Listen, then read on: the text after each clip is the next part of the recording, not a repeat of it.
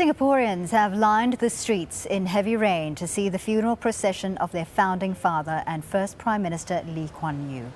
Bill Clinton is among the world leaders paying their final respects on Sunday. 91-year-old Lee passed away on March 23rd. He's credited with turning Singapore into one of the world's strongest economies. Lee stepped down as leader in 1990. His eldest son, Hsien Loong, is now Prime Minister.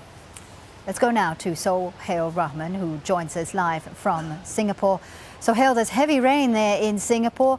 Has that in any way deterred people from turning out for the procession?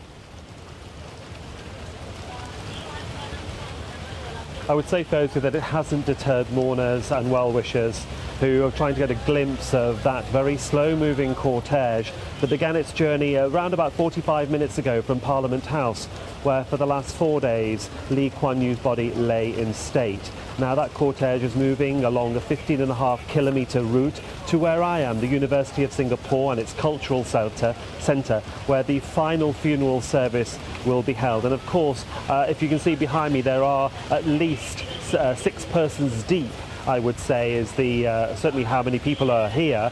Thousands along the whole length of the route. Even when we travelled here this morning, people at the very early start of the morning were trying to get their bird's eye position.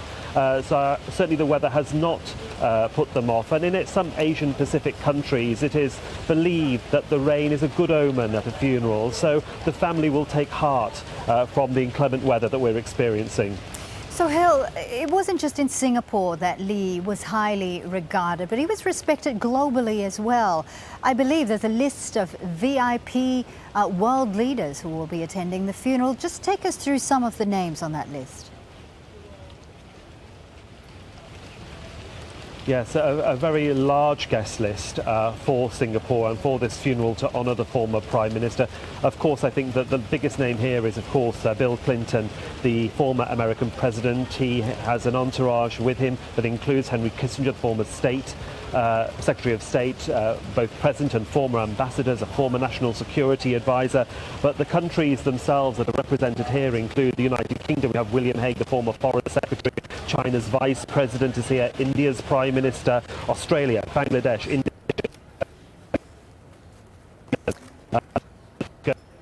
Right.